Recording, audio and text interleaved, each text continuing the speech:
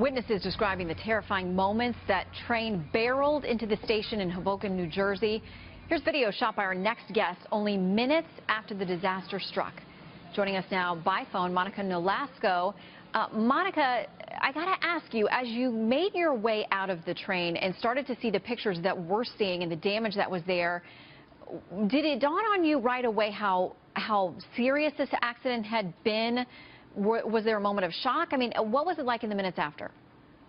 Yeah, great question. I mean, as soon as I stepped right off the train and onto the platform, I looked around and I thought everything was fine, just like any other day.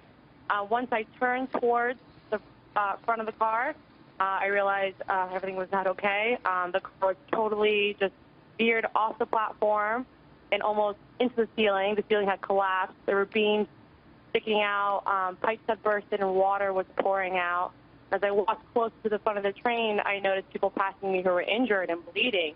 And that's when it kind of really settled in that this was pretty traumatic. I was in a state of shock for most of the time that I was in the train station, kind of walking around in a daze, walking through people who were bleeding and injured. And now looking back at the photos, I mean, that's exactly what it looks like, but it still looks like it was out of a movie, like it was like a scene unfolding in front of me. And I understand you were in the last car, which would have taken the least of the impact, obviously. Yep. And the first car, it sounds like, was actually at a 45-degree angle, that it actually had gone upward, hit the ceiling, caused that the trouble there with the structural damage. So from the impact that you had, first of all, did you feel any slowing down at all? And when you did have the impact, did it seem to you, you'd come to an abrupt stop, but you didn't realize just how incredible the impact had really been until you saw it for yourself? Yeah, that's exactly right. I mean, I saw us pulling to the station. The first thing I was doing was, picking up my bag, getting up to stand up, and then the next thing I know, I'm being kind of thrown forward to the seat in front of me by a really abrupt stop. I wasn't injured at all, but there was a gentleman next to me who was standing in the aisle, and he just totally toppled over, kind of face planted to the ground, and people were kind of falling forward if they were in the aisle. But luckily for me, I wasn't hurt at all. Well, what kind of injuries did you see once you started to make your way out of the station? So the first gentleman that I saw, he was kind of cradling his hands. They were very bloody.